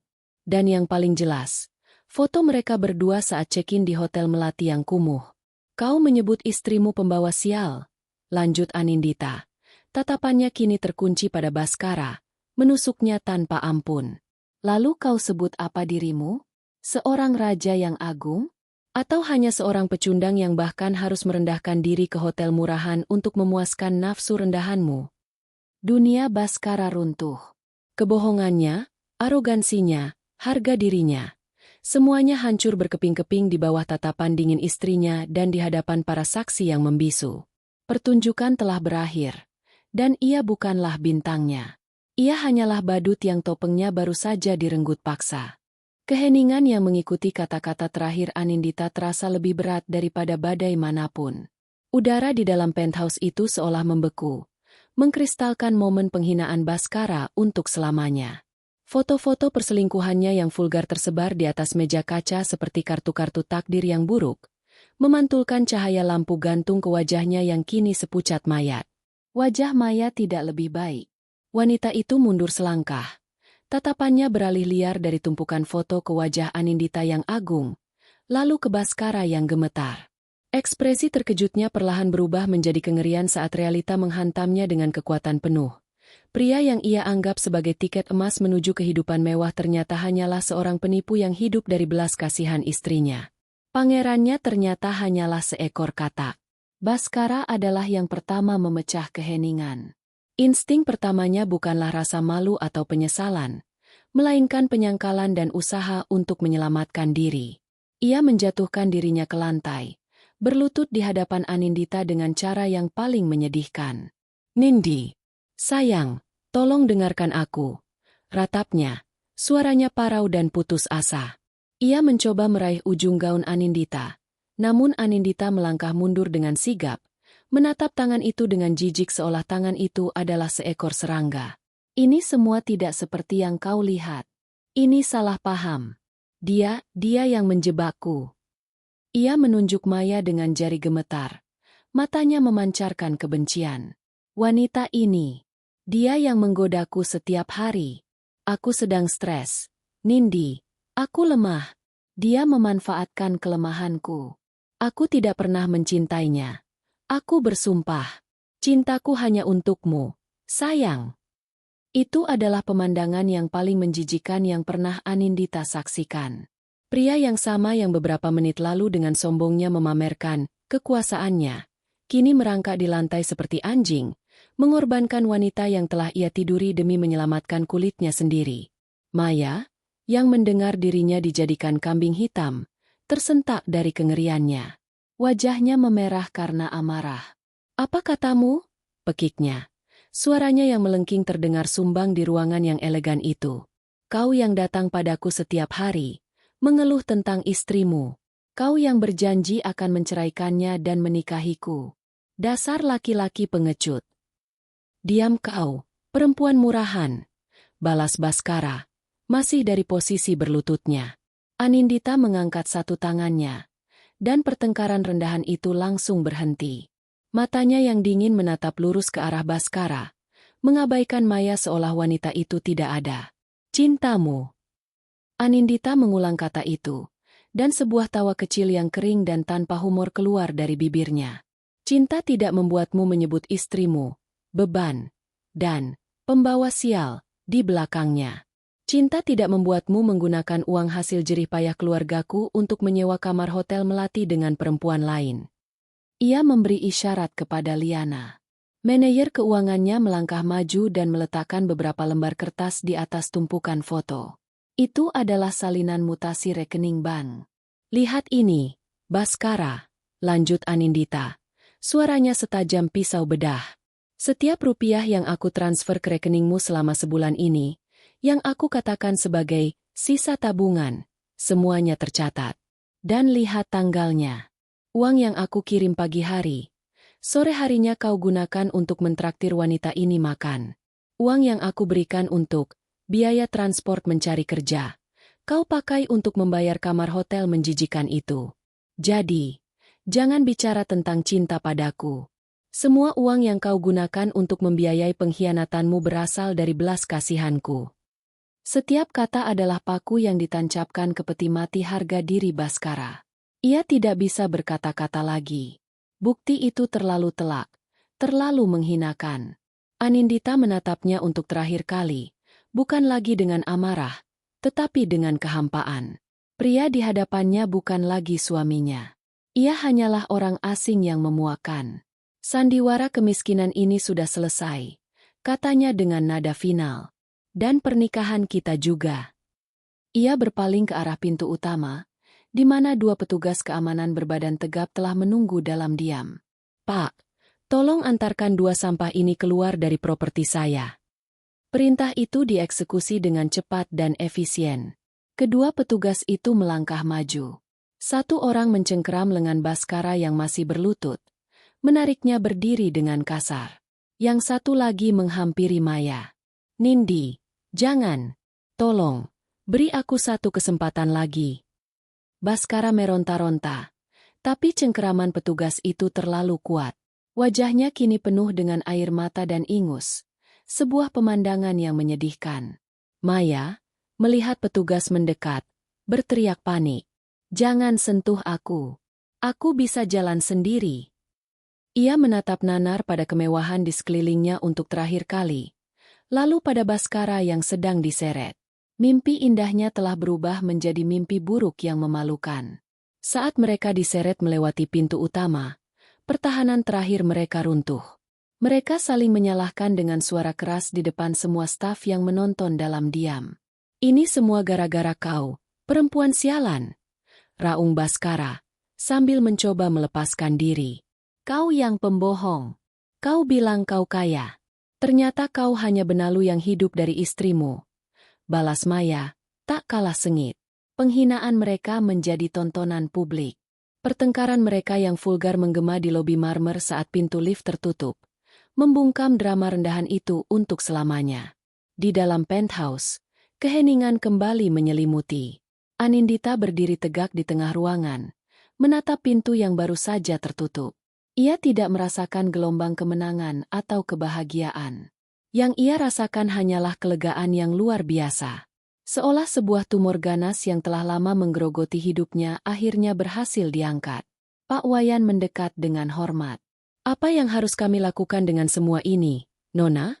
Tanyanya, menunjuk ke arah meja makan dan foto-foto yang berserakan. Anindita menatap kekacauan itu sejenak. Bersihkan, katanya dengan suara yang mantap. Buang semuanya. Aku tidak mau ada satupun jejak mereka yang tersisa di rumah ini. Ia berjalan menuju jendela besar yang menghadap ke kota. Lampu-lampu Jakarta berkelip di bawah sana. Tak peduli pada drama yang baru saja terjadi di salah satu gedungnya yang paling mewah. Ia menarik napas dalam-dalam, merasakan udara bersih mengisi paru-parunya. Beban di dadanya telah terangkat. Ia sendirian, tetapi ia utuh. Ia telah kehilangan seorang suami, tetapi ia telah menemukan kembali dirinya sendiri. Dan di tengah keheningan istananya yang telah ia rebut kembali, ia tahu bahwa inilah awal dari kejatuhan Baskara, dan awal dari kebangkitannya yang sesungguhnya. Malam setelah pengusiran itu, Anindita tidak bisa tidur. Bukan karena kesedihan atau penyesalan, melainkan karena adrenalin yang masih membanjiri sistemnya. Ia menghabiskan malam itu berjalan tanpa tujuan di dalam penthouse-nya, menyentuh perabotan, menatap pemandangan kota dari jendela-jendela raksasanya, seolah sedang berkenalan kembali dengan dunianya yang sempat ia tinggalkan. Rumah itu terasa lebih besar, lebih sunyi, namun juga lebih utuh. Tidak ada lagi energi parasit yang menggerogoti setiap sudutnya. Ini murni miliknya. Ketika fajar pertama menyingsing, memancarkan semburat jingga di langit Jakarta, Anindita tidak merasa lelah. Ia merasa hidup. Ia berdiri di bawah pancuran air hangat, membiarkan air itu seolah-olah menyapu bersih sisa-sisa pengkhianatan Baskara dari kulitnya. Selesai mandi, ia tidak memilih piyama atau gaun rumah. Ia membuka lemari pakaiannya yang luas dan memilih sebuah powersuit berwarna putih gading. Riasannya tipis namun tegas, menonjolkan matanya yang kini memancarkan ketajaman yang baru. Ia siap berperang, bukan lagi di medan pertempuran rumah tangga, tetapi di medan hukum dan bisnis. Pukul 8 pagi, Pak Tirtayasa dan Liana sudah duduk di ruang kerjanya. Di atas meja, secangkir kopi hitam mengepul di hadapan Anindita. Tidak ada basa-basi. Anindita langsung pada intinya. Saya mau proses perceraian ini secepat mungkin, Pak Tirta, katanya. Suaranya tenang dan berwibawa. Gunakan semua bukti yang kita punya. Gugatan cerai atas dasar perzinahan. Saya tidak mau mediasi, tidak mau negosiasi. Saya mau ini selesai. Pak Tirtayasa, pengacara kawakan yang telah melayani keluarga Wijoyo selama puluhan tahun, mengangguk dengan wajah serius. Sangat bisa, Nona Anindita. Dengan bukti foto dan saksi dari para staf, posisi kita sangat kuat. Pasal 209 Kompilasi Hukum Islam sangat jelas mengenai perzinahan sebagai alasan perceraian. Kita bisa ajukan hari ini juga ke pengadilan agama. Bagus, sahut Anindita. Lalu ia menatap sang pengacara lekat-lekat. Dan yang terpenting, saya mau memastikan dia tidak mendapatkan sepeser pun. Tidak ada harta gonogini. Semua aset yang kami miliki bersama selama pernikahan berasal dari warisan dan dana perusahaan saya sebelum pernikahan. Perjanjian pranikah kita sudah sangat jelas. Tapi saya mau Anda memastikan tidak ada satu celah pun yang bisa ia manfaatkan. Serahkan pada saya, Nona. Perjanjian pranikah itu sekuat baja.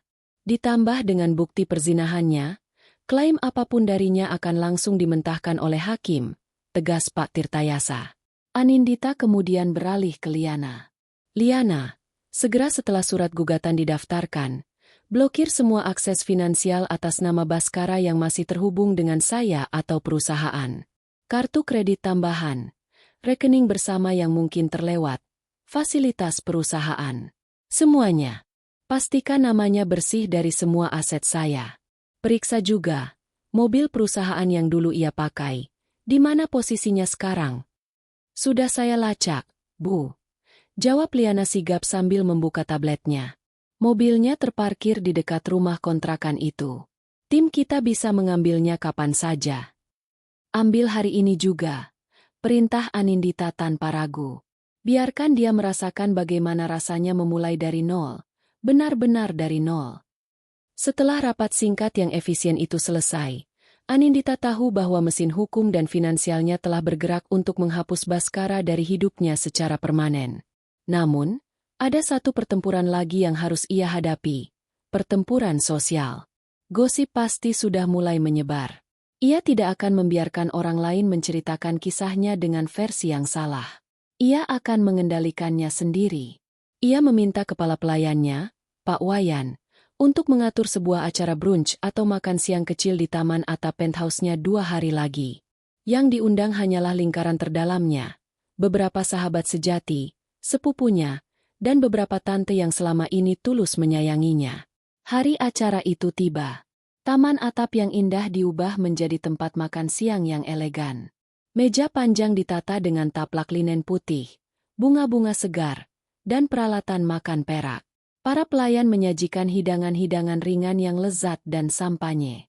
Anindita menyambut tamunya dengan senyum hangat dan penampilan yang memukau. Ia mengenakan gaun musim panas berwarna biru langit. Tampak santai namun tetap berkelas. Tidak ada jejak kesedihan atau kerapuhan di wajahnya. Setelah semua orang menikmati hidangan pembuka, Anindita berdiri sambil mengangkat gelasnya. Suasana langsung menjadi hening. Semua mata tertuju padanya. Terima kasih sudah datang. Mulainya dengan suara yang jernih. Aku tahu beberapa dari kalian mungkin mendengar desas-desus aneh tentangku dan Baskara selama sebulan terakhir. Tentang kebangkrutan. Tentang kami pindah. Hari ini, aku ingin menceritakan kebenarannya. Langsung dari mulutku. Dengan tenang dan tanpa emosi yang berlebihan, Anindita menceritakan semuanya. Ia bercerita tentang keraguannya, tentang bagaimana ia merancang skenario kebangkrutan untuk menguji kesetiaan suaminya. Ia tidak menyembunyikan detail yang menyakitkan, termasuk perselingkuhan Baskara dengan Maya dan konfrontasi terakhir di rumah itu. Ia menceritakannya bukan sebagai korban yang mengibah, tetapi sebagai seorang wanita yang mengambil alih kendali atas hidupnya. Reaksi para tamunya beragam. Ada yang terkesiap kaget, ada yang menatapnya dengan mata berkaca-kaca penuh simpati, dan ada yang mengepalkan tangan karena marah pada Baskara. Kurang ajar sekali laki-laki itu, seru Rina, Sahabatnya sejak SMA. Beraninya dia melakukan itu padamu. Nin. Aku sudah curiga dari dulu, timpal Tante Martha, adiknya sang ibu. Matanya terlalu liar kalau melihat kemewahan. Saat cerita selesai, Anindita mengangkat gelasnya lebih tinggi. Aku menceritakan ini bukan untuk dikasihani. Aku baik-baik saja, bahkan lebih baik dari sebelumnya. Aku menceritakan ini agar kalian tahu bahwa aku telah menutup bab itu.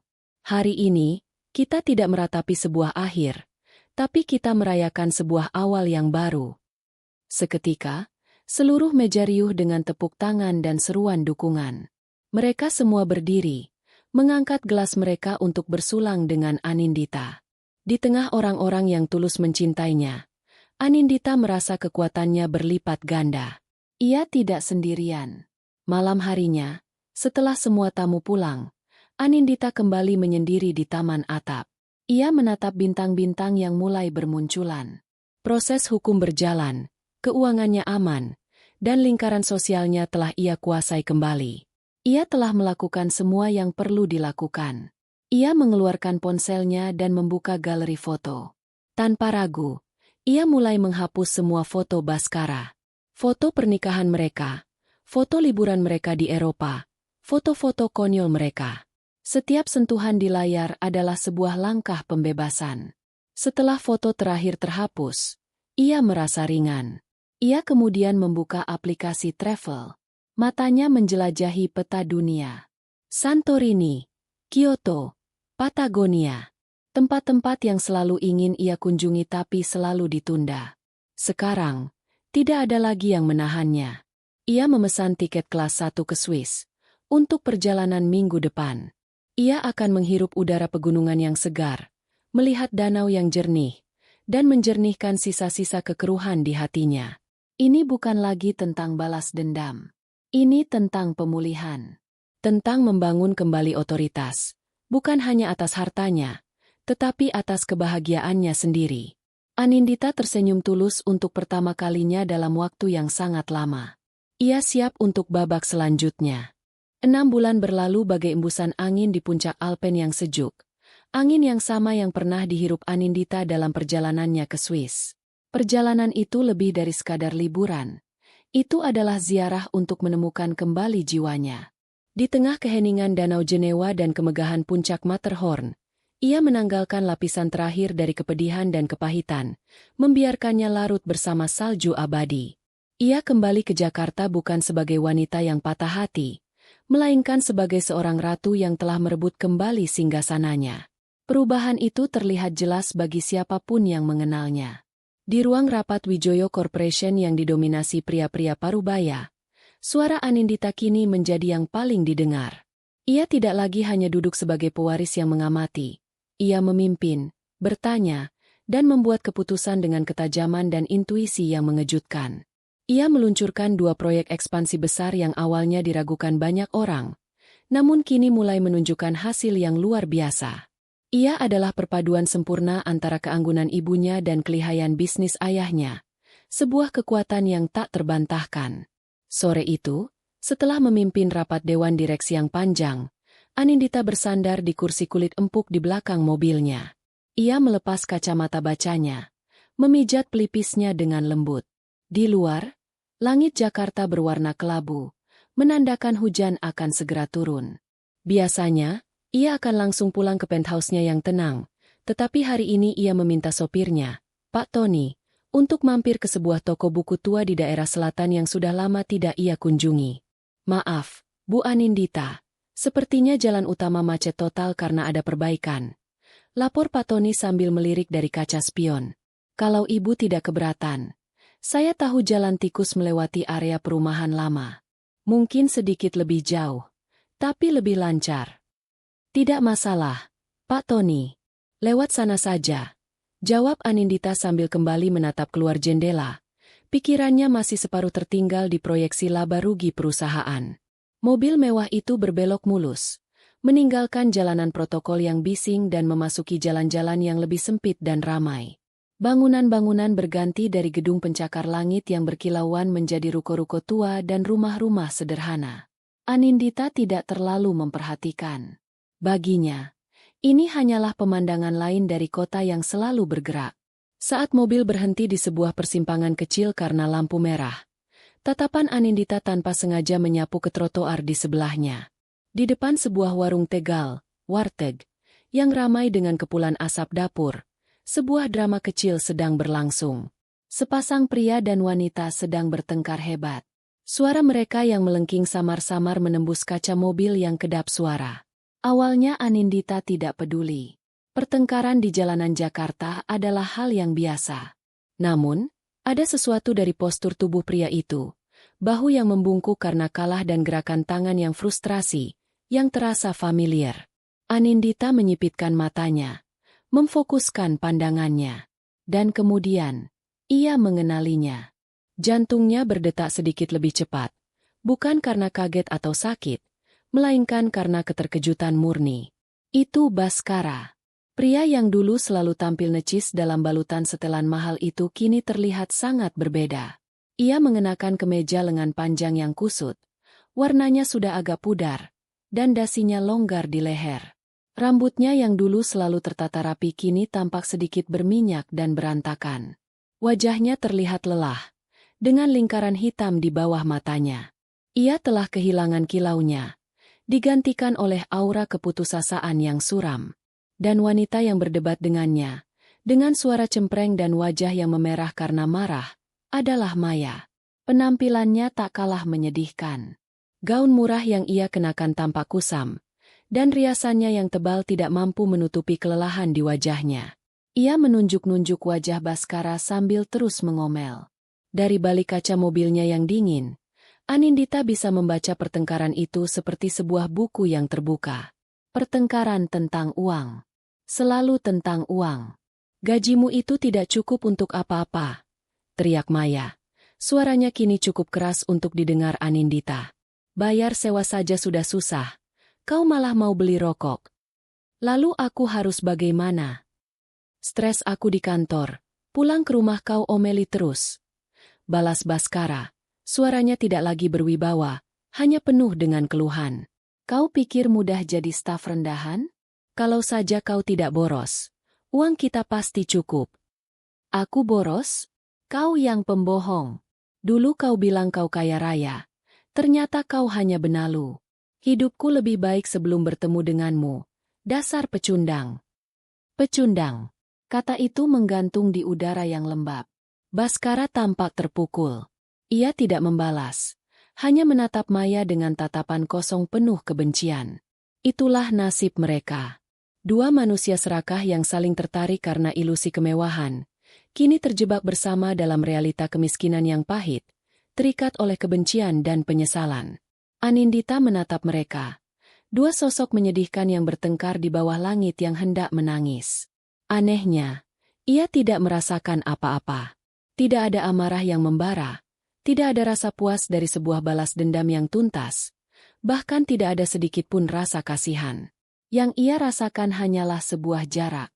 Seolah ia sedang menonton adegan dari sebuah film yang buruk, tentang karakter-karakter yang tidak lagi ia kenali. Pria yang merangkak di kakinya memohon ampun dan wanita yang memelototinya dengan iri hati itu kini telah menjadi orang asing. Rasa sakit yang dulu mencabik-cabik hatinya telah hilang tanpa bekas. Luka itu telah sembuh, hanya menyisakan bekas luka tipis yang menjadi pengingat, bukan tentang pengkhianatan, melainkan tentang kekuatannya untuk bertahan dan menyembuhkan diri. Lampu lalu lintas berubah menjadi hijau. Mobil kembali melaju perlahan, meninggalkan drama di depan warteg itu di belakang. Anindita tidak menoleh lagi. Ia bersandar dengan nyaman di kursinya. Matanya menatap lurus ke depan, ke jalan yang terbentang di hadapannya. Pak Tony, katanya dengan suara yang tenang dan jernih. Tolong putar musik klasiknya sedikit lebih keras. Alunan biola Vivaldi yang agung mulai mengisi kabin mobil, mengusir sisa-sisa kebisingan jalanan. Anindita menutup matanya sejenak. Sebuah senyum tulus yang kecil terukir di bibirnya. Ia telah membuang parasit dalam hidupnya, membersihkan racun dari sistemnya, dan kini ia bebas. Bebas untuk membangun kerajaannya, bebas untuk menjelajahi dunia, Bebas untuk menemukan kebahagiaan yang tulus yang tidak terikat pada siapapun. Fajar barunya telah tiba, dan langitnya tampak begitu cerah dan tak terbatas. Anindita akhirnya mengerti. Kekayaan terbesarnya bukanlah istana di langit Jakarta atau angka-angka di rekening banknya, melainkan martabat dan kekuatan dirinya yang telah ia rebut kembali dengan susah payah.